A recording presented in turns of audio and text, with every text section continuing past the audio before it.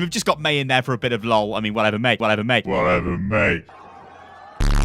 She's here. She's finally here. Well, she's always been here, at least in my heart, but she finally received the buff that I think is going to send her into the viable category of heroes to use in Overwatch. Ladies and gentlemen, with the latest Hammond patch came a huge buff for Mei that I'm just so excited about, and you know I had to make a video dedicated to this buff, dedicated to this patch for Mei because, well, I love Mei. If you're new here, hey, welcome. You probably hate me now because I'm admitting that. But yes, I love Mei, so I am going to be a little bit biased, but I'm not going to get too crazy and say that she's going to be the next broken hero or the next just hero you want to try to use in every single game, because she's not. She's going to be a hero that's going to be a lot more viable than how she was in the past. Now, if you guys don't even know what I'm talking about, with the latest update with the Hammond patch, obviously came the cute, adorable little hero Hammond, and I already made a video talking about him live on console and just live on servers, but in that latest update came a bunch of buffs and even a few nerfs to a lot of heroes. The buffs including Bastion, Soldier, McCree, a lot having to do with fall off damage, and a lot of people are thinking that McCree is going to be the greatest hero to play, the next big hero, which is a bold statement because a lot of people are sleeping on my girl Mei because she just received a buff along with all those other boys,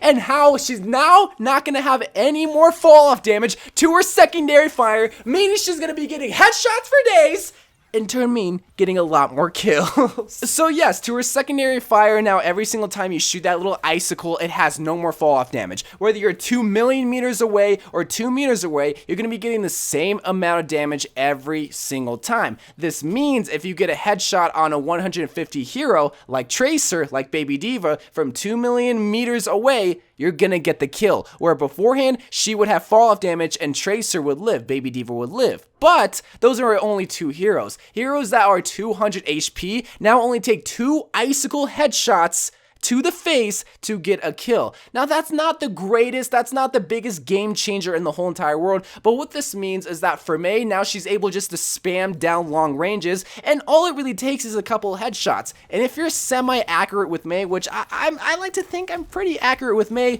you're gonna be getting a lot of kills for just days on end. So that's why I'm thinking that Mei is gonna be a great hero, but not a hero that's gonna be taking over the meta, is not gonna be the hero that you're gonna wanna play every single game. Similar like how Junkrat or Bastion was when they got their respectful buffs. But what this also means for Mei mains, players that actually know how to play Mei, is a little bit more wiggle room to bring out the Mei, because every single time a hero gets a buff, it means that the team that you're playing with understands why you're bringing out the hero that is not seen as meta. And again, I'm not saying that you need to bring out Mei every single game just because of this little tiny buff, but what this means is that your team is going to be like allowing that pretty much. But what Mei has always had, and what Sombra's had, Doomfist had, or even Symmetra had, is that surprise factor. So not only do you get the A-OK, the green light from your team, but now you're also going to be able to scare the enemy team because they're not going to know what to do when you bring out that Mei. So that's what I'm really excited about with this Mei buff, or every single time Mei gets a buff. She's able to get a lot more damage from longer distances, and if you're accurate, where you're going to be able to get a lot more kills,